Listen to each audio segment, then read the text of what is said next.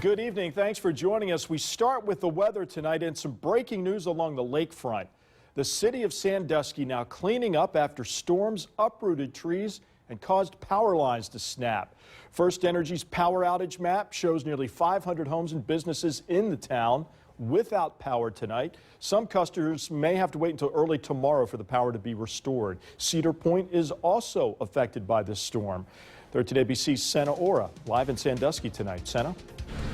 Well, we are here live at Battery Park here in Sandusky, and this is just a sample of what residents and homeowners in the area are dealing with. They are dealing with uprooted trees and downed limbs, and it's been reported all across the area and in several neighborhoods. The Erie County Sheriff tells us damage is mainly in the northeastern part of Sandusky. Columbus Avenue on eastward is one of the hardest hit spots. The sheriff says Cedar Point Causeway is shut down after several power poles came crashing down onto the causeway. A spokesperson for Cedar Point says Ohio Edison and local authorities are assessing the damage and are working to repair the lines as soon as possible. Traffic to and from Cedar Point is being diverted to the causeway, which is Cedar Point Road. We were able to see several cars stranded in between those downed lines on the causeway, and so far we've heard no reports of any injuries. And here's what one man we talked with had to say. There's cars on the road. There's a group from Rochester, New York, a soccer team that's out there. They're stranded in between telephone lines and electrical lines. Now, Cedar Point did release on their social media accounts that the park will be closing early tonight due to a partial power outage.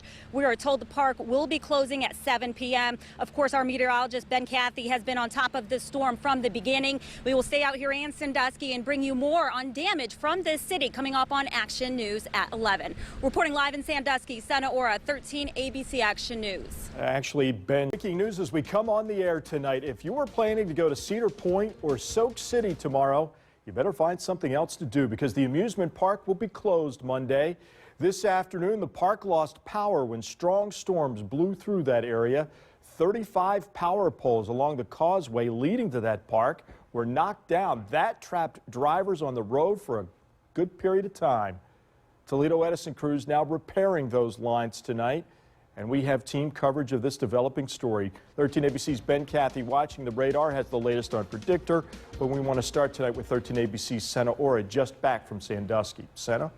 Well, Bill, no official word yet on how many people were injured, especially to those drivers who were stuck on the causeway. An Edison spokesperson tells us no one was severely injured in that causeway tie-up. The park closed early tonight at 7 o'clock because of it. Now, park officials say those downed lines created a lack of adequate power to operate rides at full capacity. Check out this video along Cedar Point's causeway. Power poles toppled over during severe weather, and the downed wires had several drivers stuck in place. There's cars on the road. There's a group from Rochester, New York, a soccer team that's out there. They're stranded in between telephone lines and electrical lines. A Cedar Point spokesperson says Ohio Edison is working to repair the lines as soon as possible. Traffic to and from Cedar Point was diverted to the causeway along Cedar Point Road. I think it was only a matter of like 10 minutes when everything happened. At nearby Battery Park, the grounds were littered with large tree limbs and uprooted trees. Jordan Baker works at the marina and said when the storm hit, they rushed inside. The first thing I saw was the darkness over by the islands. That drew my attention the most, and then the wind was just so loud, it started picking up so quickly, and so we all just came inside during that. It's pretty bad. Yeah, we'll be working through the night. The owner of Buckeye Tree and Crane says their phones started ringing after 3 o'clock Sunday.